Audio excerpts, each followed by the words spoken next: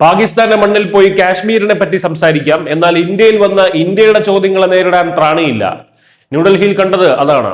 Ukraine യുദ്ധത്തെക്കുറിച്ച് class എടുക്കാൻ വന്ന Poland ഉപപ്രധാനമന്ത്രിയോട് Pakistan നടത്തുന്ന ഭീകരവാദത്തെക്കുറിച്ച് ഒരൊറ്റ ചോദ്യം മാത്രമേ ചോദിച്ചോളൂ. ഉത്തരം മുട്ടി അസ്വസ്ഥനായി ഒടുവിൽ അഭിമുഖത്തിൽ നിന്ന് ഇറങ്ങിപ്പോകുന്ന വിദേശകാര്യമന്ത്രി.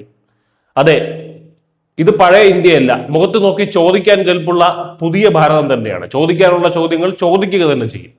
ഇന്ത്യ സന്ദർശിക്കുന്ന പോളണ്ട് ഉപപ്രധാനമന്ത്രിയും വിദേശകാര്യമന്ത്രിയുമായിട്ടുള്ള റാഡോസ്ലാവ് സിക്കോർസ്കിക്ക് നേരിടേണ്ടി വന്നത് അപ്രതീക്ഷിത തിരിച്ചടിയാണ്.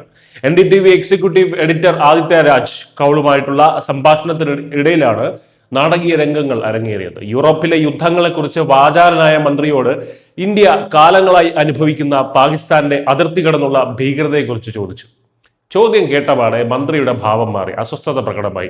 വ്യക്തമായ മറുപടി നൽകുന്നതിന് പകരം അദ്ദേഹം പെട്ടെന്ന് തന്നെ മൈക്ക് നീക്കി ഓഫ് ചെയ്തിട്ട് സംഭാഷണം അവസാനിപ്പിച്ച് നടന്നു നീങ്ങി.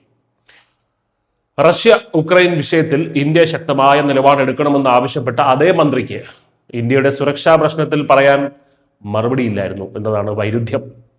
ഈ ഇറങ്ങിപ്പോക്കിന് പിന്നിൽ ശക്തമായിട്ടുള്ള ഒരു പശ്ചാത്തലമുണ്ട്. കഴിഞ്ഞ വർഷം ഒക്ടോബറിൽ പാകിസ്ഥാൻ സന്ദർശിച്ചപ്പോൾ കശ്മീർ വിഷയത്തിൽ പോളണ്ട് ചില പ്രസ്താവനകൾ നടത്തിയിരുന്നു. ഇത് ഇന്ത്യയെ ചൊടിപ്പിച്ചു. ഇതിനുള്ള മറുപടി ഇന്ത്യൻ വിദേശകാര്യമന്ത്രി എസ് ജയശങ്കർ കൃത്യമായിട്ട് അന്ന് തന്നെ നൽകിയിരുന്നു.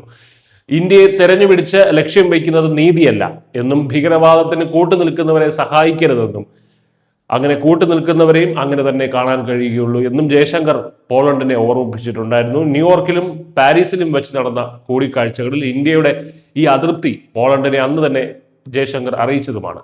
ഈ മുന്നറിയിപ്പുകൾക്ക് ശേഷമാണ് ഇപ്പോൾ വീണ്ടും പാക് ഭീകരതയെക്കുറിച്ചുള്ള ചോദ്യത്തിൽ നിന്ന് പോളണ്ട് മന്ത്രി ഒളിച്ചോടുന്നത്. ഇവിടെ തെളിയുന്നത് യൂറോപ്പിന്റെ ഇരട്ടത്താപ്പ് തന്നെയാണ്.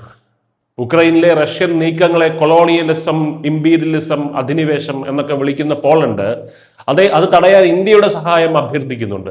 തങ്ങൾ യൂറോപ്യൻ കൊളോണിസത്തിന്റെ ഇരകളാണ് എന്ന് പറഞ്ഞ് സഹതാപം പിടിച്ചു പറ്റാൻ ശ്രമിക്കുന്നു.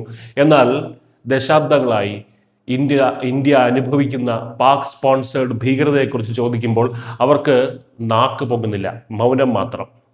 യൂറോപ്പിന്റെ പ്രശ്നങ്ങൾ ലോകത്തിന്റെ പ്രശ്നമാണെന്നും എന്നാൽ ഇന്ത്യയുടെ പ്രശ്നങ്ങൾ ഇന്ത്യയുടേത് മാത്രമാണെന്നുമുള്ള പാശ്ചാത്യ മനോഭാവത്തിനുള്ള ശക്തമായിട്ടുള്ള മറുപടിയാണ് ഇന്ത്യ ഇപ്പോൾ നൽകുന്നത്. റഷ്യ ഉക്രൈൻ യുദ്ധത്തിൽ ധാർമ്മികത പ്രസംഗിക്കുന്നവർ ഇന്ത്യയുടെ പരമാധികാരത്തെ ബാധിക്കുന്ന വിഷയങ്ങളിൽ മൗനം പാലിക്കുന്നത് ഇനി അനുവദിക്കില്ല എന്ന് തന്നെയാണ് ന്യൂഡൽഹി വ്യക്തമാക്കുന്നത്. സ്വന്തം താല്പര്യങ്ങൾ സംരക്ഷിക്കാൻ ആരുടെയും ഉപദേശം ഇന്ത്യക്ക് ആവശ്യമില്ല. ചുരുക്കത്തിൽ ഉപദേശം നൽകാൻ വരുന്നവർ സ്വന്തം നിലപാടുകൾ കൂടി വ്യക്തമാക്കേണ്ടി വരും എന്ന സന്ദേശം തന്നെയാണ് ഇന്ത്യ നൽകുന്നത്. ഭീകരവാദത്തിന്റെ കാര്യത്തിൽ സെലക്റ്റീവായിട്ടുള്ള ധാർമ്മിക രോഷങ്ങൾക്ക് ഇന്ത്യയിൽ യാതൊരു സ്വീകാര്യതയുമില്ല.